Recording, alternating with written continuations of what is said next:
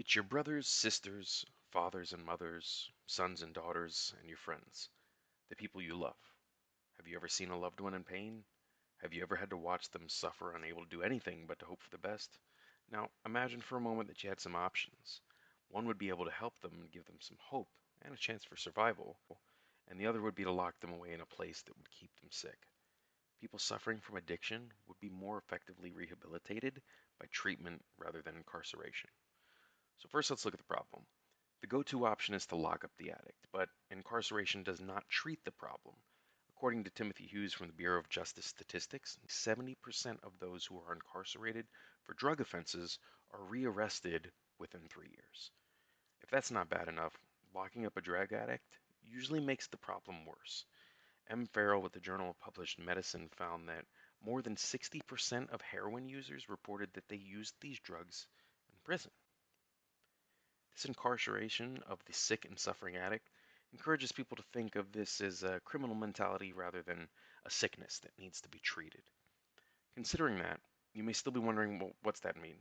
It means that there is a need for help.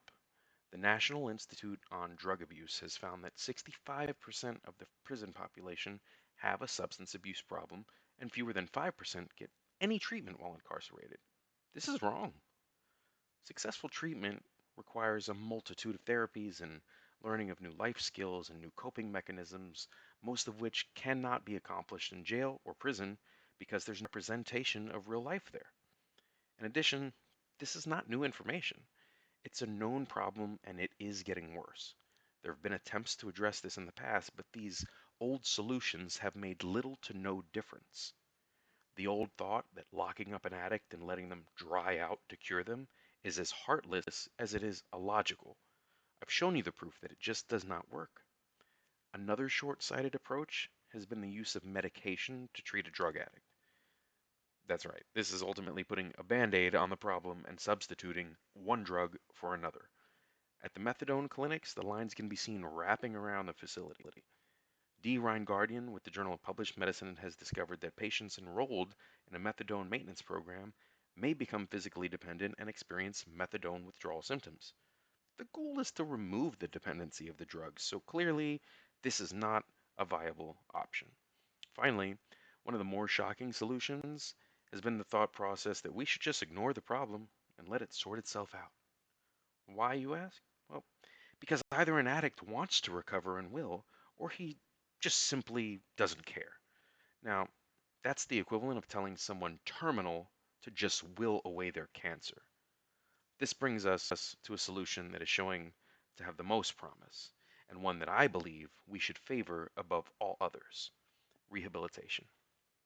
The existence of drug and alcohol rehabs, such as the Salvation Army's Adult Rehabilitation Center, are quickly gaining traction among the suffering addicts and the families that need them back.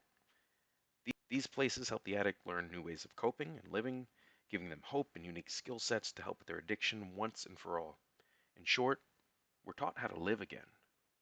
LegacyTreatment.org reports that between 85 to 95% of those who successfully complete rehab are still reporting absence, all drugs, 9 months after discharge. And the money saved by not having to incarcerate the addicts could go towards funding more places such as this. This is the best solution that we have. Now, if we adopted this approach, our future would be a hopeful one for our loved ones and friends who suffer. No more meaningless deaths, families reunited and living again in a healthy way, appropriate care given to those who need it, less crowded jails and prisons, and we would all know we're helping those in need. And as an ex-heroin addict, I have been through all of these issues and failed solutions, and the one that worked is the one I urge you to take action on today. Show your support by clicking the link to sign our online petition to start this legal battle of getting this solution to be recognized as primary for the people that we love. And remember, we do recover.